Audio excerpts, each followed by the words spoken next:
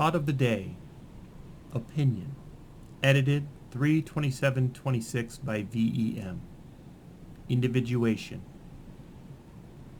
Individuation is achieved through authenticity, self-honesty, seeing yourself as you are, not as you wish to be. It does not make you perfect, nor does it heal you of all your shy-tus. It simply makes you aware of who, what, and why you are you, and clarifies your true love and will, for better or for worse. You cannot become a whole living soul, an ascendant personage, without truth. It sets you free of the chains, turns Pinocchio into a real boy, figuratively. We're all imperfect. We all fall short of the glory. Hypocrites are those who lie about it.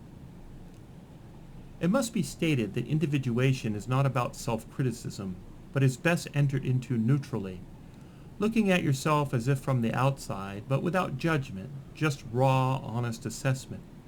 It also works very well if you have someone you can trust to work the process with. Trust is essential and very hard to find. The Catholic confessional can kind of work for this purpose, as one might ask a priest to give honest feedback, and they are bound by the confessional to keep it private. Not a perfect solution, but better than just going it alone. Whereas even trusting a spouse with your deepest secrets can eventually blow up in your face. For me, Rae and Julia were the sounding boards. Julia especially was good at being blunt without being mean-spirited about it. If you are only seeing your bad habits, however, you're not doing it right. The goal is full assessment, honest self-reflection, and even the darkest soul may have something that society, nature, or the divine might qualify as a virtue. An extreme example. Psychopaths are often hard-working, meticulous, fearless.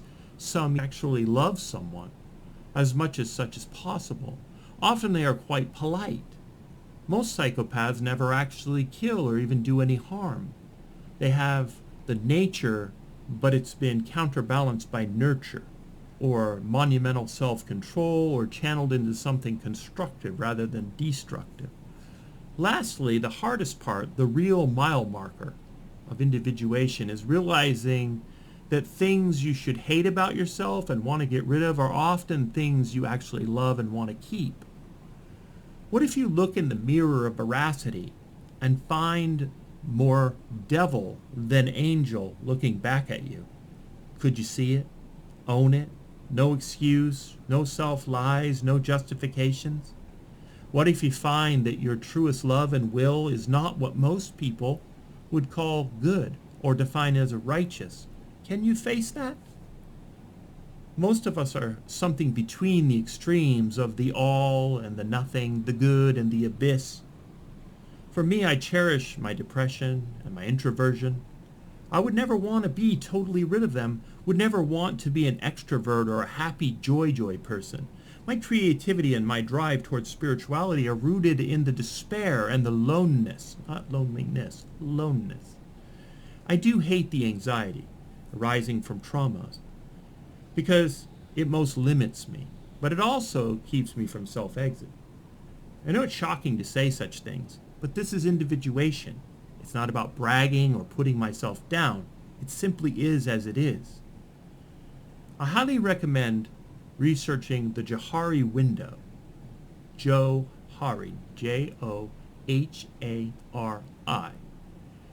There are many videos on YouTube about this, many articles on the internet.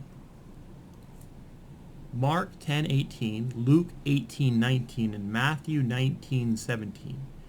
Jesus, Yeshua, Emmanuel, said, "Why do you call me good?" Jesus answered, "No one is good except God alone."